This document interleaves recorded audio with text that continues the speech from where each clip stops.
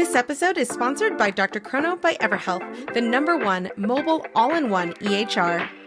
Built specifically for medical practices, Dr. Chrono includes an integrated feature that powers a seamless payments acceptance experience.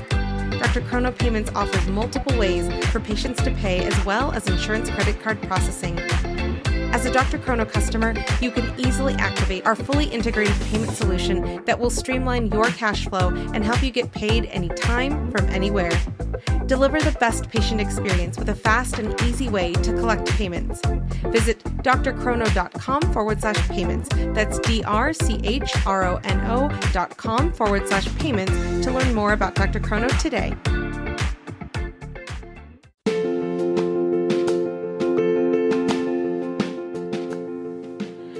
Direct primary care is an innovative alternative path to insurance-driven healthcare.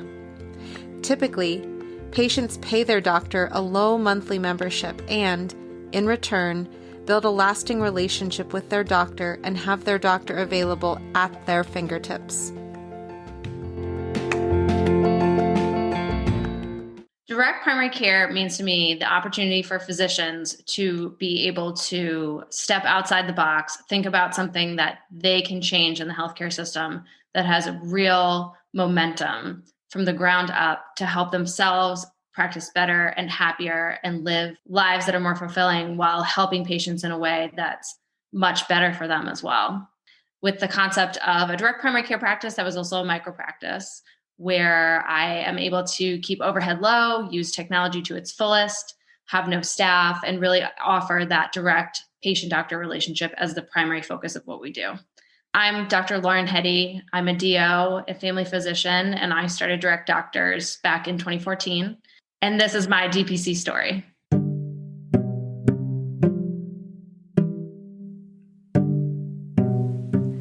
Dr. Lauren Hedde is a family physician and co-founder of Direct Doctors in East Greenwich, Rhode Island. She trained in primary care at Brown and found herself motivated to start something new and better. Coming fresh out of residency, Dr. Lauren opened her practice with a goal to keep overhead low, modeling after the ideal medical practice or micro-practice concept.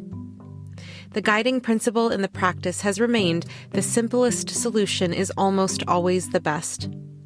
She and her partners have developed hacks to keep overhead low while maintaining the goals of an independent, innovative, and highly accessible practice for their patients.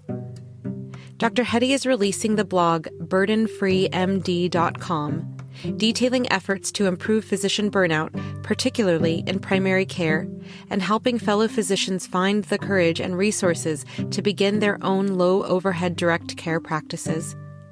Together with her husband, Dr. James Hedde, and Dr. Mark Tershin, she has been practicing at Direct Doctors since 2014. Welcome to the podcast, Dr. Hedde. Thank you for having me. This is so wonderful to get a chance to speak with you because I love that you went from residency into opening Direct Doctors, and now you're approaching your 7th year anniversary. That is fantastic.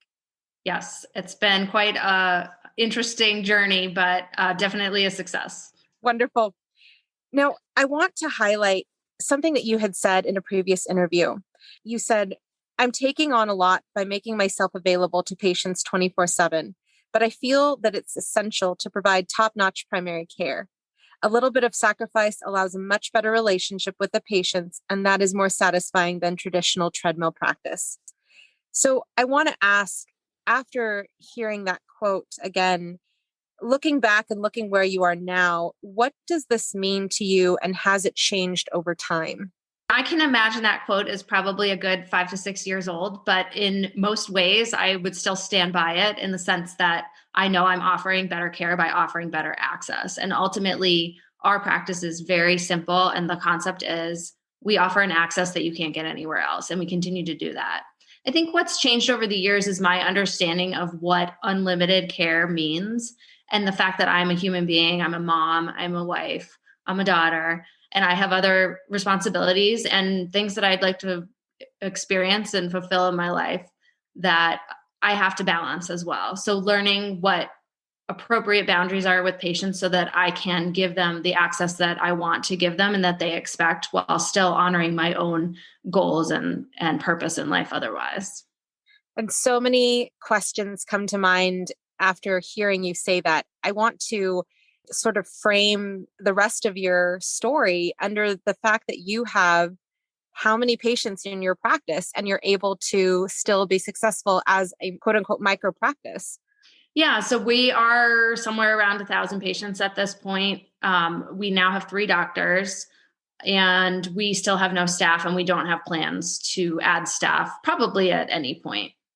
So again, if you are questioning that she just said she has no staff, that is absolutely correct. So blows my mind, especially for people who are thinking about starting a direct primary care or a direct care clinic, and they are working with the assumption that they have to have staff. How are you able to work without additional staff or support staff? So I think the first thing is it takes a little bit of a frame shift. So especially if you're coming from a practice where maybe you've been, used to having your own MA and used to having a secretarial staff, used to having other administrators, maybe you're used to working with a PA in the office. It's a complete frame shift. We are talking about learning to do some things that you've depended on other people to do for you, but having the time to do it and having a much smaller number of actual patient encounters throughout the day so that it's manageable for you. And that number is going to be different for every doctor, for every person. And, my husband, having just joined the practice less than a year, I've been able to kind of see him make that transition from seeing 20 to 25 patients a day for the past 5 years in a typical fee-for-service practice, being very well supported, coming to a practice, starting from scratch for himself with 0 patients and working slowly up. So one of the keys for us is that we did start out of residency, both myself and my partner, Dr. Tershin. He started a year after and joined me, but that was the plan from the beginning. We're co-founders, co-owners, and he and I both had 0 patients when we began. So in some ways, we were along that learning curve slowly with our patients. In other words, we were figuring it out as we got every new patient. How are we going to do referrals? How are we going to figure out scheduling, et cetera? We had some of the ideas figured out, obviously, in the beginning, but as we went along, we've learned a lot. And by the time my husband joined, he comes from a little bit of a different perspective. And he could sort of point out, wow, that this is something I would have never done, like check a blood pressure before, or, check my patient in, or send a referral, as if some of these things are rocket science. And really taking that step back and saying, whoa, I know I'm used to other people doing this for me, but this is a thing that takes 30 seconds. Let's figure out how to break this down and simplify it. We don't need forms filled out. We don't need people checking in with other people. We don't need someone else talking to our patient first. We can do all that and we can get the information directly. And that's going to be much better for the patient in the long run because we know them. It's not, third hand, second hand, et cetera. And I'm sure that the amount of things that you need to do for, any paperwork that you might need, it goes down over time because you've already done that with the patient.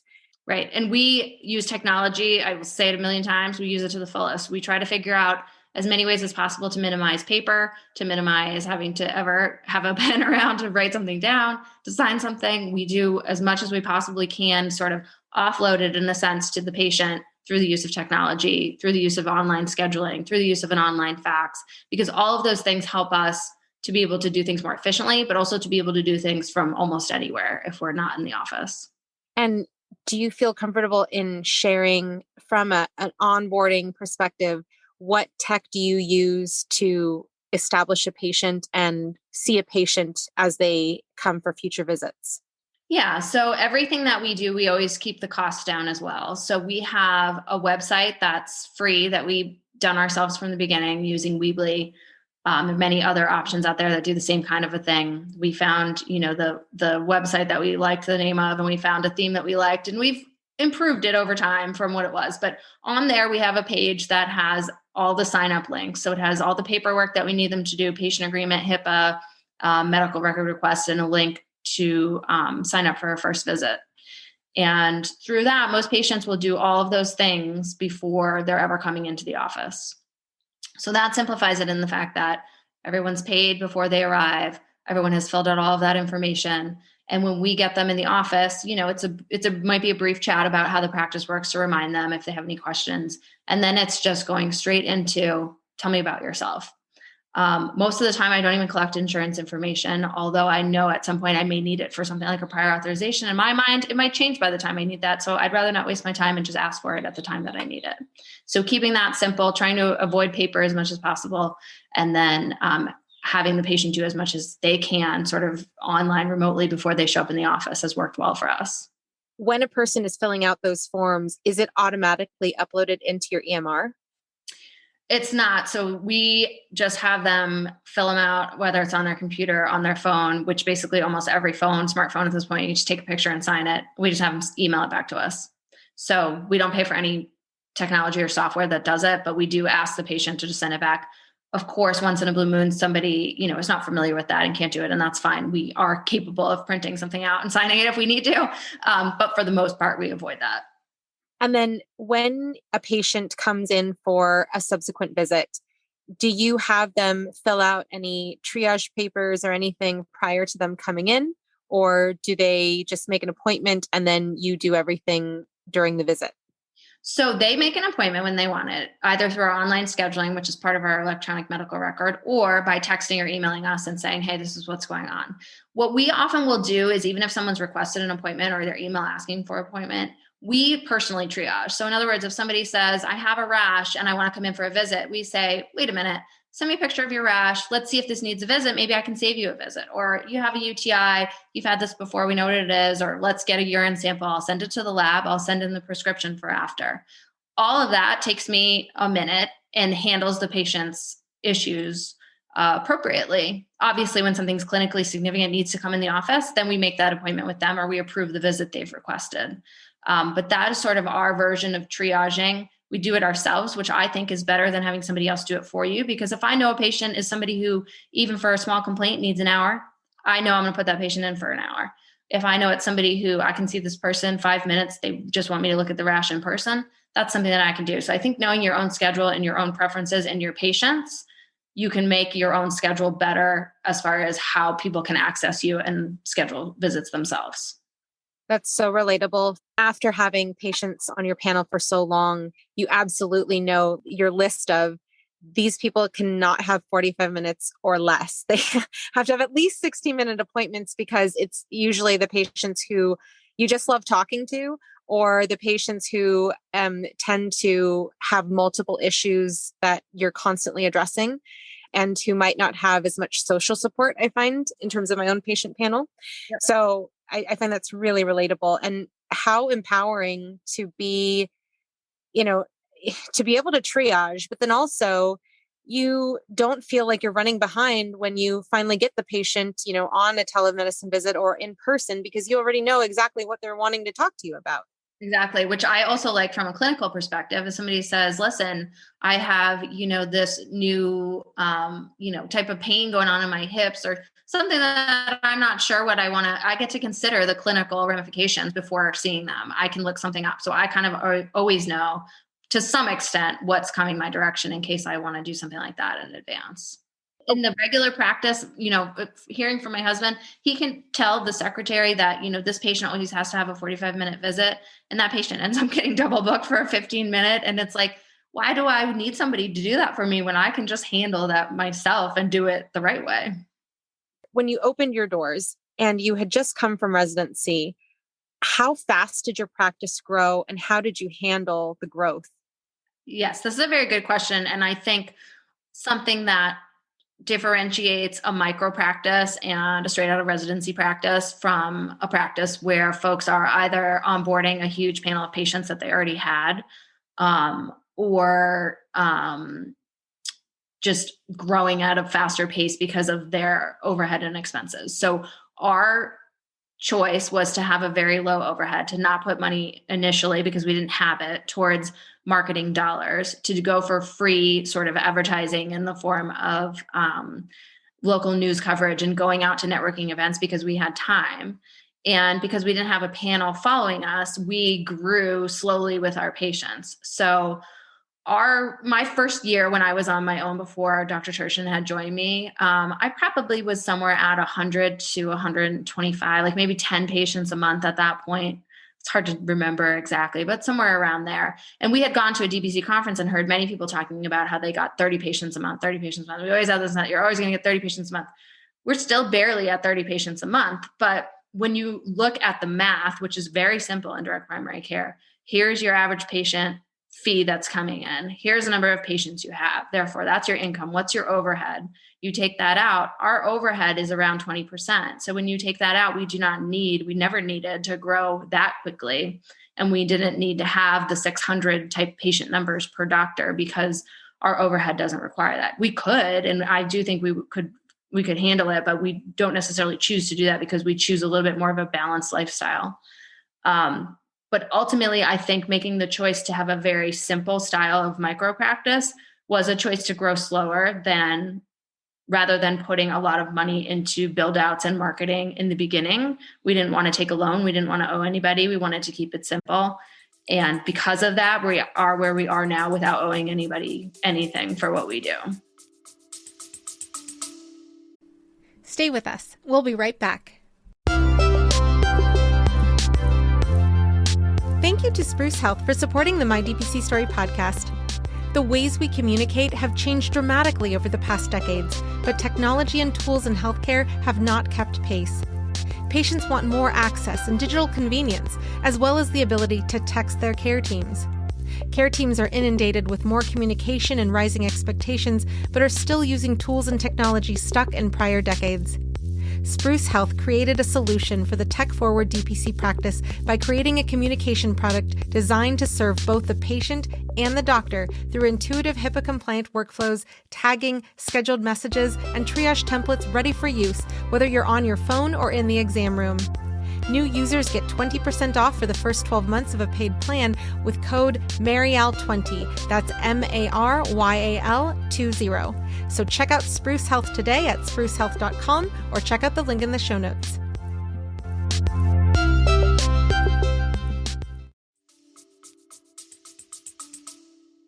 It's beautiful. And I want to highlight your blog because you have a website, burdenfreemd.com. Can you tell the listeners who might not be familiar with your website what it is and what you focus on there? So right now the website is kind of my latest baby. Now that my youngest is 3.5, of course I needed another project.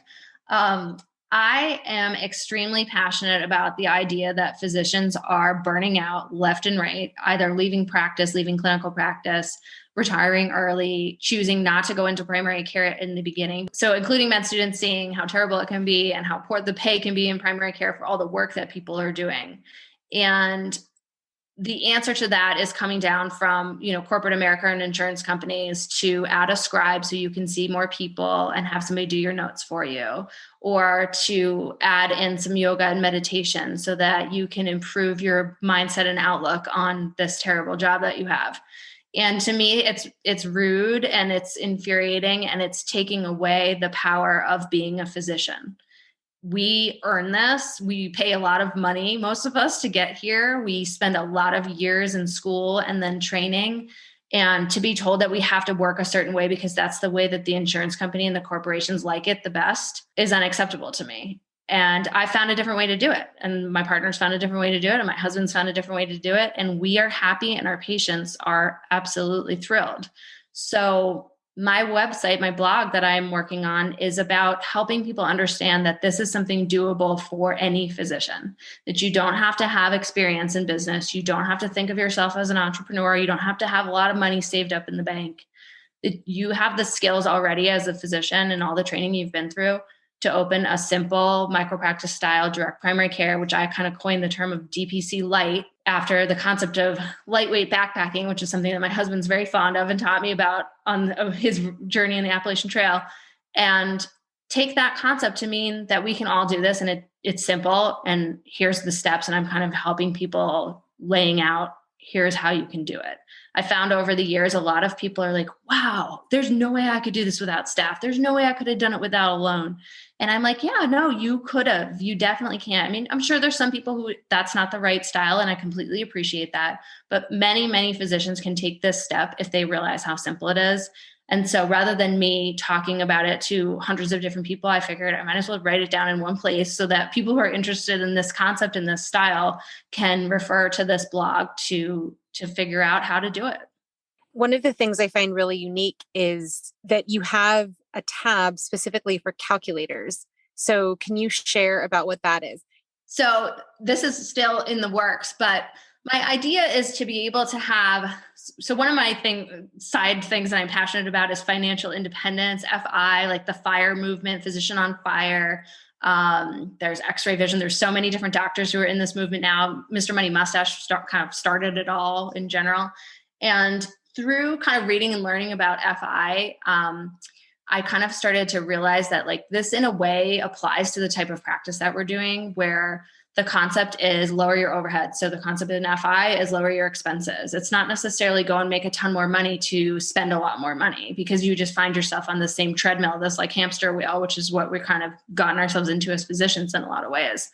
So in order to kind of remedy that, it's like, let's keep it simple. Let's bring down the overhead and let's make this something that is, much more doable and gives you professional independence. What do you say to somebody who argues, but I have to do some kind of moonlighting, or I have to do some kind of side gig to be able to pay off my loans or to be able to pay off my overhead startup fees? So everyone's situation is obviously going to be unique, and I respect that. I believe that for most physicians, either you have loans or you don't. Many of us do. And as far as the loans go, there's a lot of good data and information out there about how to pick the best plan for you. But if you're in a government repayment plan, as we've seen during COVID, there's benefits. We haven't had to pay our loans for a year, basically. But the income-based repayment is great for direct primary care, because what it means is when you're starting your practice and you're not making much money, or you're making less than you were, and you can't afford the big loan payment you used to pay, the income-based repayment will adjust so that you can pay it. So for the most part, I feel like physicians can work on that one if they have the loans. There's always the argument about public loan service forgiveness, which you do have to forfeit if you go into direct primary care right away. And that's, a big topic I'd love to see the AAFP and other primary care organizations take up with the government, because I don't think it's necessarily fair that a specialist who makes 5 times as much as me gets their loans forgiven because they work for a hospital. But side note on that one. But anyway, the income-based repayment is fine, and we can totally make that work. When it comes to your own income, again, obviously this is something that everyone's going to have to figure out themselves. But my point is, you don't need tens of thousands of dollars. Most people can probably start a DPC micropractice with $10,000, give or take, maybe a little more depending on what you want to do, maybe a little less if you want to start with no physical office space. There are hacks to do it. There are ways to do it. There's, I've had people who have taken out a 0% credit card and paid it off within the next 15 months before it started charging interest. So there's always ways to do it. And the concept of a micropractice and a simple style means that you don't need a ton of money, and you can start paying yourself quickly when your overhead is low. To highlight another way of thinking about doing a micropractice, especially now with the pandemic, even something as simple as Google Suite and a communications platform, literally that's less than probably like $50 a month to start out, even if you don't have an EMR. But a strategy somebody had shared with me was consider that, and consider getting an EMR when you have 50 patients or more. There are so many ways. And that's part of what I'm thinking about calculator wise. Like, here's the absolute basics. Like, you have to have a phone number. You probably have to have some kind of fax number. Beyond that, you need a license and malpractice, and you need your stethoscope, which you probably already have, and a couple of pieces of simple equipment you probably already have. And like, literally, that's all you need to be a doctor. You can go do home visits to start out. You can drive around in your car, and you can make, take care of newborns if you're a family physician. Like, there's so many ways that you can get going. And if you calculate what are the expenses of those essentials to be able to start, okay, maybe that's $2,000, $3,000. When am I going to make $3,000? Well, I need X number of patients in order to cover that. Because the great thing about the membership is if you bring on $500 of patients month one, and you bring $500 to patients month two, by month two, that means you brought in $1,000. And by month three, you're at $1,500. So at that pace, you're covering the overhead that's essential by 6 months. And then you add on whatever the next thing is, or you start to pay yourself a little bit, and then you see what's really essential. I do not advocate for taking out a loan and spending $1 million on building out, office space and making it really nice and fancy, because when it comes down to it, people value access to their doctor. That's what's missing in the traditional fee-for-service practice. It is not a fancy office that's missing or a nice nurse that's helping you, draw blood. It's the access to the physician.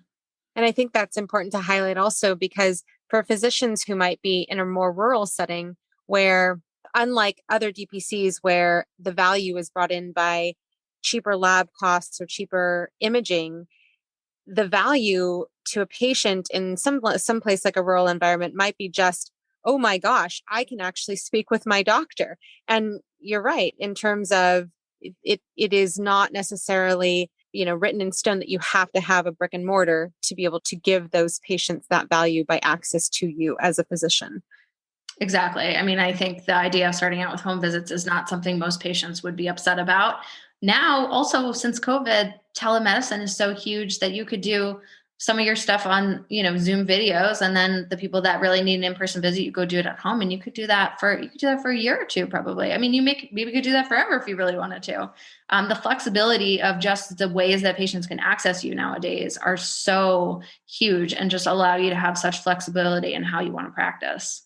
I want to go back to when you mentioned Mr. Money Mustache and Physician on Fire. Are there any particular podcasts from those resources or other podcasts that stick out in your mind as podcasts that you must listen to? Well, one thing I will say, that the first thing that pops in my mind is I listened to the podcast you did with Garrison Bliss. And I feel like anyone who's interested in direct primary care, even if, almost 7 years in, you have to hear somebody like that who did this, from the start and had these brilliant ideas that we're all now piggybacking off of. So I think that was a really interesting podcast to listen to. For some of the financial independence stuff, I think is super interesting, just for physicians, but for like everybody in general. And going to Mr. Money Mustache's website is the best thing to do, and look at his, he's got a link to the top ones, or the most important, read those. And if you're into it, you'll know it within a few of those that this is a really interesting concept that you can apply to so many different aspects of your life, business, etc. Physician on Fire is the one I think who does a great blog about the 4 different physicians, which I think is a really interesting one and good to look at, who am I and who do I want to be? And again, that kind of ties back, and I'd love to do a blog and homage to that blog about the 4 different types of direct primary care, or not even direct primary care, but the 4 different types of physicians within this world of DPC versus fee for service. And are you, working really hard to see all these different patients and always feeling like you're behind, and you're working at home and just kind of keeping up on the treadmill, versus, the balance that you can have, and what kind of physician you want to be. And I can just envision your development of that on your blog as somebody who eats at a voracious pace all of this information about business and finance and how it can relate to healthcare, and you as a physician in healthcare.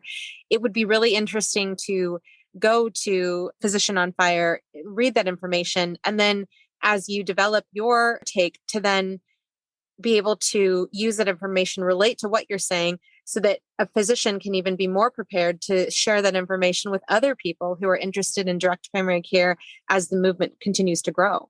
Yeah, absolutely. And I think, that highlights the fact that my point of view is that this isn't just direct primary care, it's direct care. And ultimately there are specialists, not every specialty, not orthopedic surgery, probably people who need to be in the hospital. And I get that. But there's quite a few specialties that work more on a primary care type of pattern that I think could really explode in this world of direct care too. What is your opinion on new tech that might come out and potentially could be helpful for your practice? Over time, and this is where my partner and my husband and I, it's a good balance, because everyone kind of comes at things a little bit differently. Yeah. that we'll look into something and be like, okay, like, is this worth trying to integrate? Like, is this going to either save us time, Mhm. save us money, make things easier for our Yeah. patients to get more patients? Yeah. And if it doesn't like apply Yeah. on all those levels, Yeah. then, or we're doing something that maybe takes, 30 extra seconds and we feel like, that's not going to change it, then we often say we're good where we are. Like, let's try to keep the focus on as simple as possible. But we're always kind of looking at and reevaluating, is there a way to do this better, et cetera, as we go along. And we've definitely evolved. Like, we used to do more printing things out, more paper signing. Like, we did a lot of that more in the beginning than we do now. I want to highlight the fact that you are in practice with your husband. Yes. So the funny part about it is my husband and Dr. Tertian look a lot alike. So even before my husband joined the practice, people thought Dr. Tertian was my husband. And now that my husband's there, people come to see him and think Dr. Tertian is him. So there's a lot of that hilarity going on constantly. But it's been great. Having a partner for me from the beginning was key in allowing me to have two babies while I was in my direct primary care practice and be able to take the time off that I wanted to be completely away from practice. And we knew when we were making this decision many years ago, sitting on the OB floor in the middle of the night in residency, that was going to be an important piece, to have that flexibility of having a partner who was not my husband to start off with, so that when I wanted to be out, take vacation, et cetera, there was a way to do that. So that sort of idea hatched from the beginning and has worked really well. And, we've been very lucky in that Dr. Tertian and I as partners have worked out wonderfully.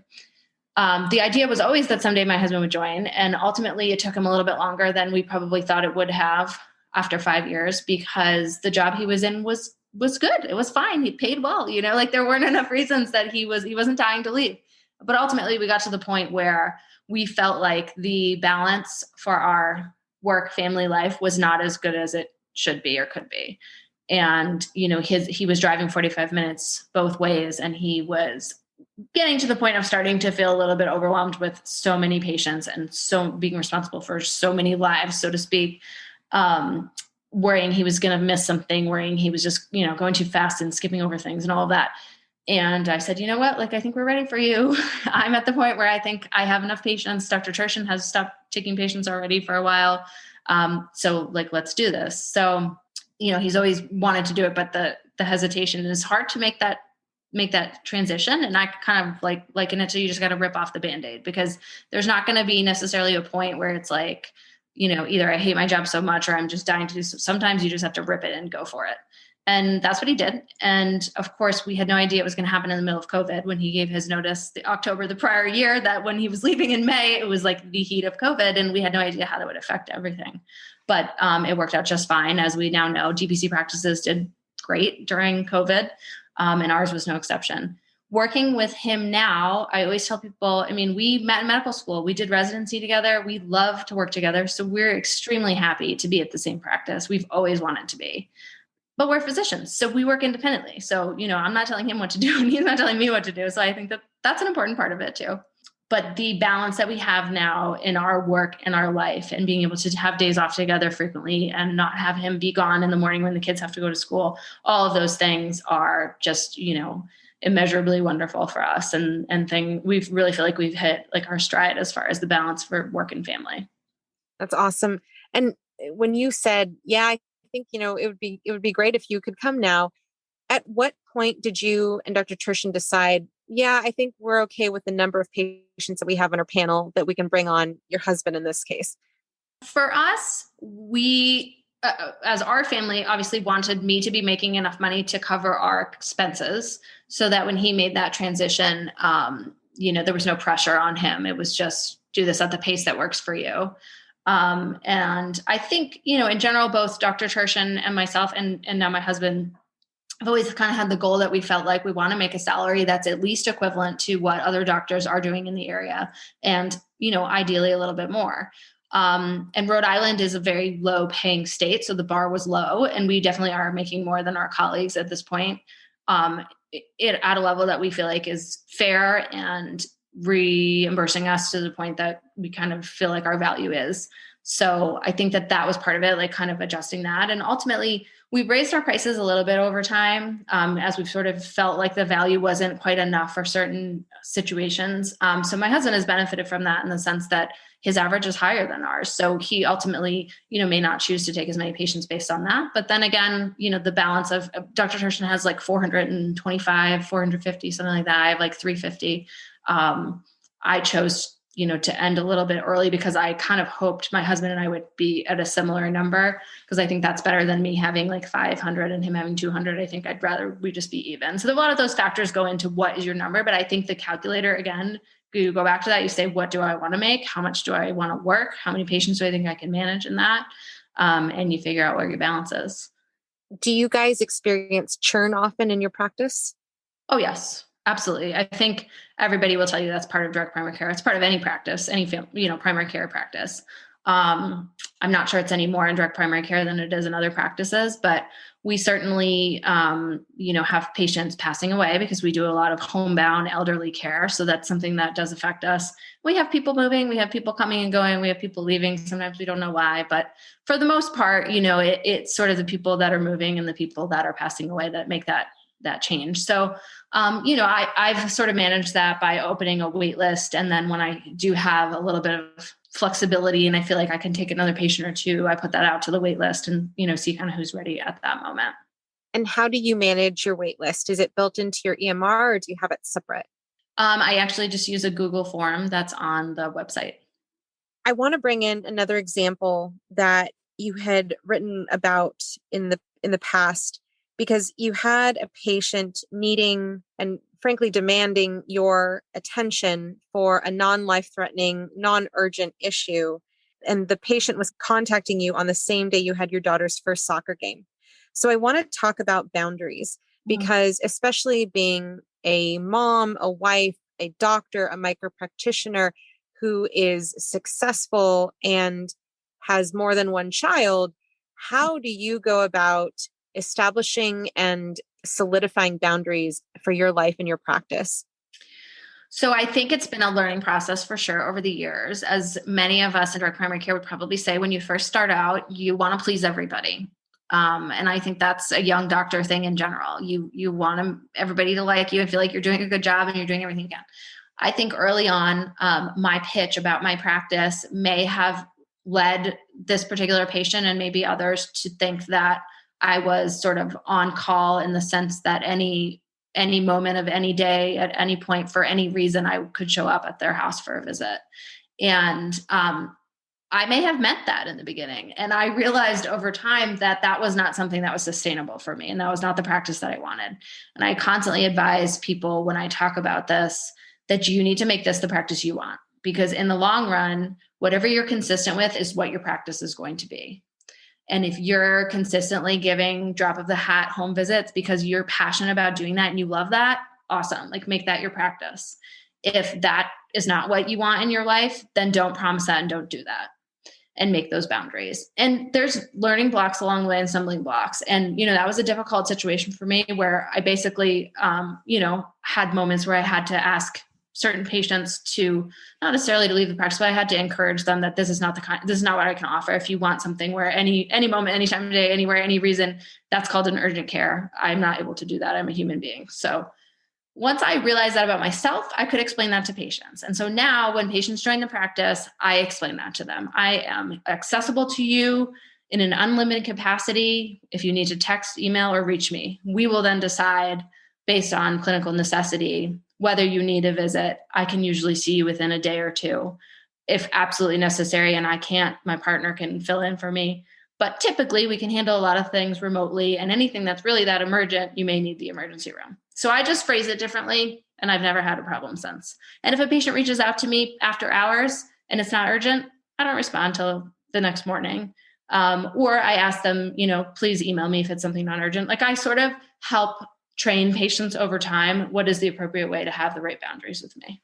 So earlier you had mentioned how when you were starting out and you had more time to reach out to avenues like the media, and get publicity and get free marketing that way. I want to ask, how did you go about doing that? Stay with us. We'll be right back. Have you tried an AI scribe in your clinic? Well, I've tried so many, and I can say Heidi Health is the best AI scribe I have come across thus far. With Heidi Health, I can create unlimited, customizable templates for my notes to help me truly cut down on the time I'm spending charting. Template for pediatric well child check? Done. Template for weight loss management? Done. Some of my favorite things I've built into my AI template, beyond the general soap note, are having a list of actionables for our team to take after a patient visit, having the diagnoses listed, and creating an after-visit summary for our patients. Not only have I found Heidi Health to be the most helpful, customizable AI scribe so far, it's also more affordable than most out there. So try Heidi Health today and see how you can harness the power of an AI scribe for your practice. To get an entire month of Heidi Pro free, go to the homepage of mydpcstory.com and click on the Heidi Health ad. Yeah, so I think absolutely in the beginning, figuring out a marketing strategy is important. And there's lots of different avenues you can go. With us wanting to keep our overhead as low as possible and not having much income in the beginning, we decided to go free whenever possible. So the way that I did that was I went through the local town newspapers, the local state newspaper, the online newspapers in the area, and I emailed whoever I could find, editors, a writer of an article that I read, and I sent them all an email explaining, this is what we're doing. It's new, exciting, it's different. We're the only ones doing it so far in this area. And wouldn't you like to talk more about it? And of course, many people never got back to me, but enough people did that we ended up on the cover of the Providence Journal, which was a big deal. We ended up with a couple of news stories on TV, and we ended up with a handful of, local newspaper stories. And from each of those, we got, a couple, 5, maybe 10, 20 from the Providence Journal because it's a bigger reach. But we didn't pay for any of it. So as we were getting going and starting out, I would just keep reaching out. And if I hadn't heard from somebody, yet, I would reach back out to them. And oftentimes they would say, oh yeah, sorry, I didn't get back to you. We have time to run this story now. So let's do this.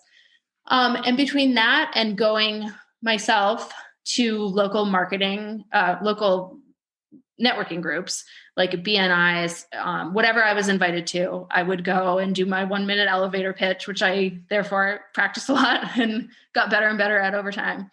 I started to get that ball rolling as far as patients coming in. It's a slow ball at first when you're going from zero. But as you start to do that, you hit some sort of critical number, which I feel like is around 75 to 100 patients, where patients start referring patients. And that really gets the ball rolling. And ultimately, from that point, putting all that stuff, all the local press that we got onto social media, pushing that all out there, we eventually got to the point where the ball was really rolling. Now, a couple of years in, we did eventually hire somebody to help us do the social media marketing, to help us do, get on top of doing blogs and videos and all of the things that are up on our website and on our Facebook page at this point, to really take us to the next level. But we waited until we had the income to support that. As your practice grew, as people were hearing you and seeing you and reading about you in the media, if they would contact your practice, would they get a voicemail that you would call them back, or would they get an email back if they reached you through email? How would that work on from the patient's perspective? Yeah, so there's some information on the website, and then from there, people would either email or call. And over time, I developed sort of an email that I can copy and paste that is, here's the spiel on the practice, copy, paste, everybody kind of gets the same thing. And I tweak it a little bit if there's a question. We still and always have let our voicemail go to voicemail. And on our voicemail, we say something very particular about the fact that because of the way our practice works, we're not able to answer the phone. Please leave us a message. We promise if it's urgent, we'll get back to you. And if you're a new patient interested in joining, please check out the website, and we give the address. That has really helped us as far as workflow, because we're not trying to answer the phone while we're seeing patients. We're letting people know that if it's something urgent, we will see it, hear it, get back to you. And if it's something where you're interested in the practice, go online, read about it. Maybe it's for you, you sign up for a visit, and that kind of skips a little bit of a step forward for us. And over time, those workflows have really worked well for us, and patients seem to be fine with it. Occasionally, someone will leave a voicemail and want to call back, and that's fine. We'll do it when we have the time to do it. Not a problem. But. Being that you are approaching your 7th year anniversary, I'm sure multiple people have reached out to you in terms of, your story. How have you done it? How have you been successful up to this point? And how do you go into the future?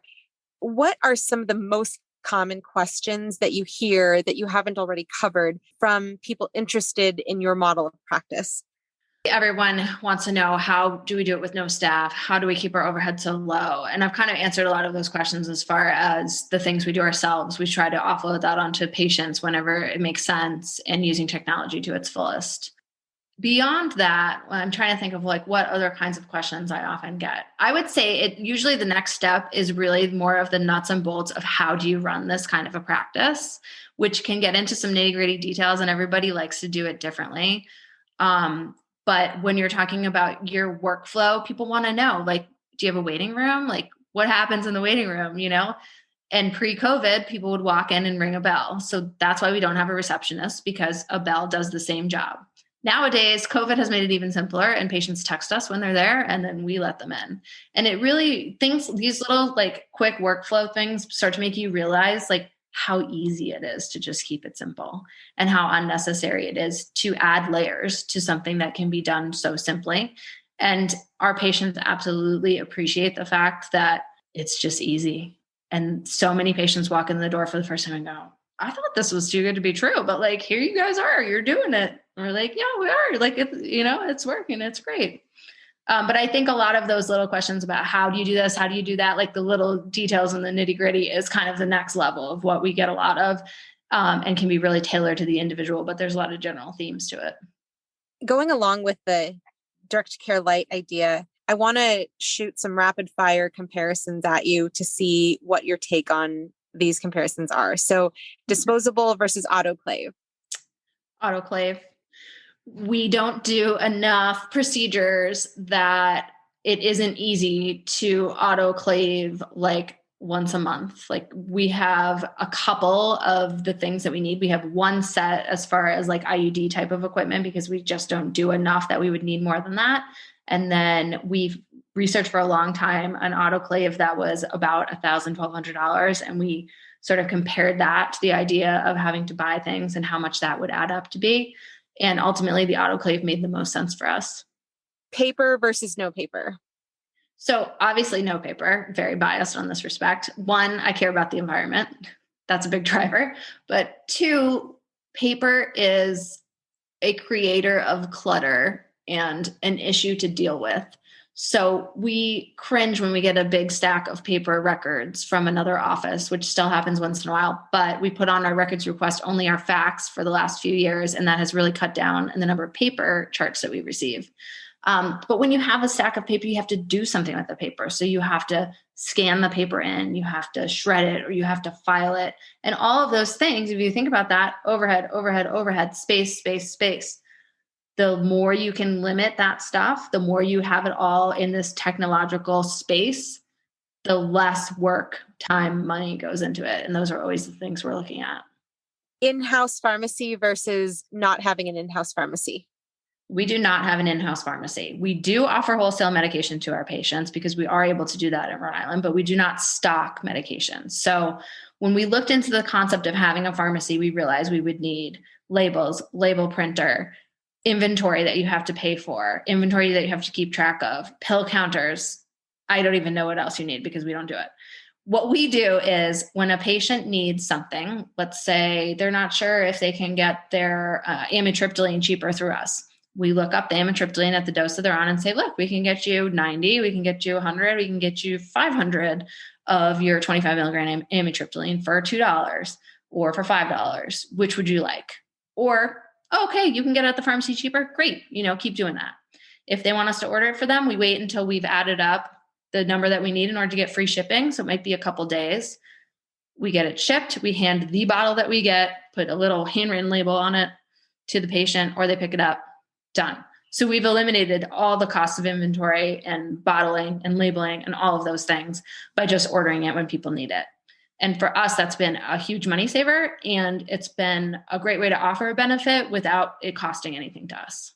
Lab discounts or not offering lab discounts?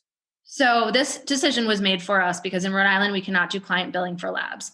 So we don't have the ability to offer great prices on labs directly through us. If we could, I think that would be something that we would have to really consider, because when you offer it, it's not a cost to you, right? So the lab gives you everything that you need. And we still have all the supplies. We still draw for some patients when they want cash pricing, which is somewhat better than if they go to the lab, although that's kind of gotten worse and worse over the years, unfortunately.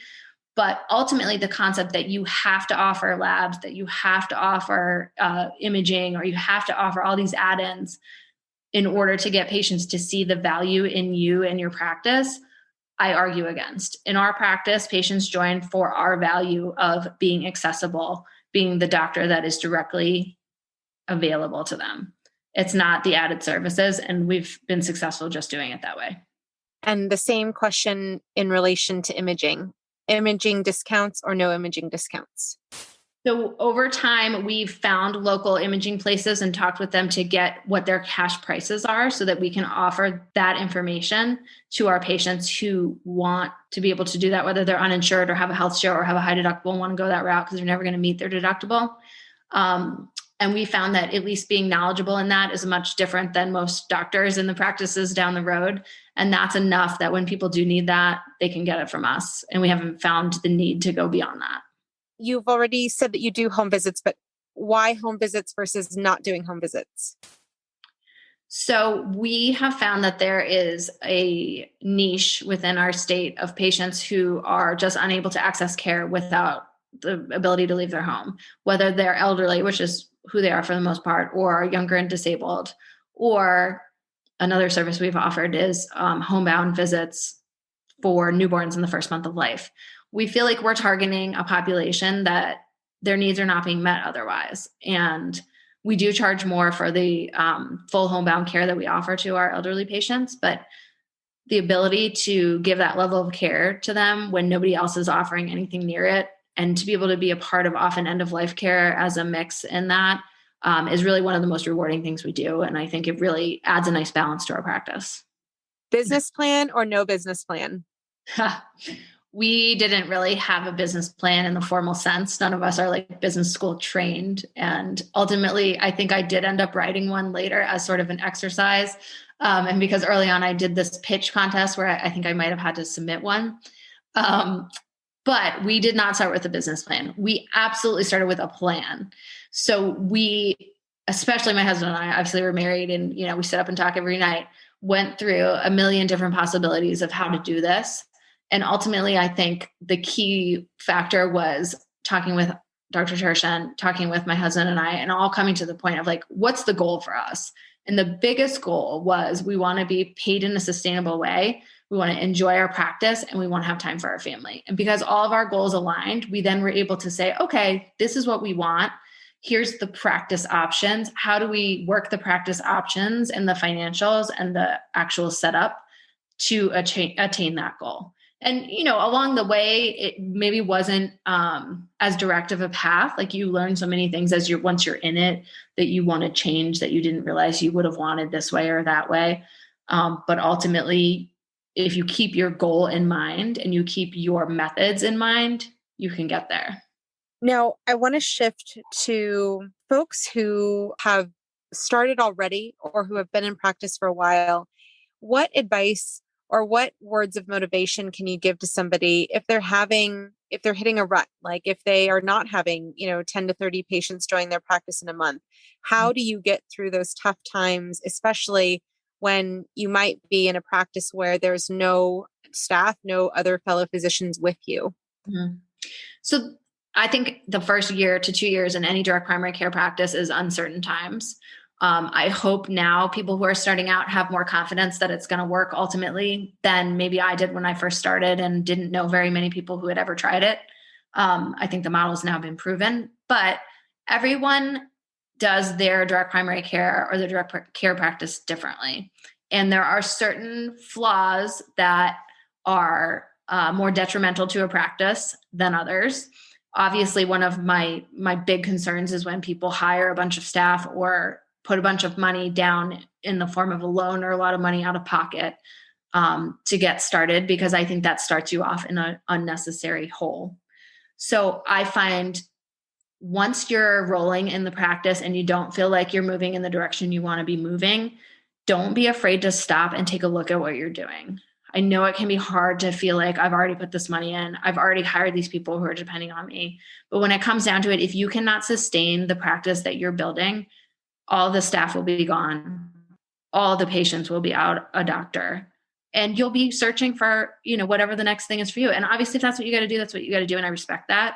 But taking the step back and saying, me continuing to practice in a way that is fulfilling and sustainable to me, where I'm paying myself what I deserve to be paid, is important to allow all these other things to happen. They're all dependent on me. And if I can't sustain a practice, then everyone hurts. So I think that fear of feeling like you're not doing it right and you need to change is too much. I just got to get out of this.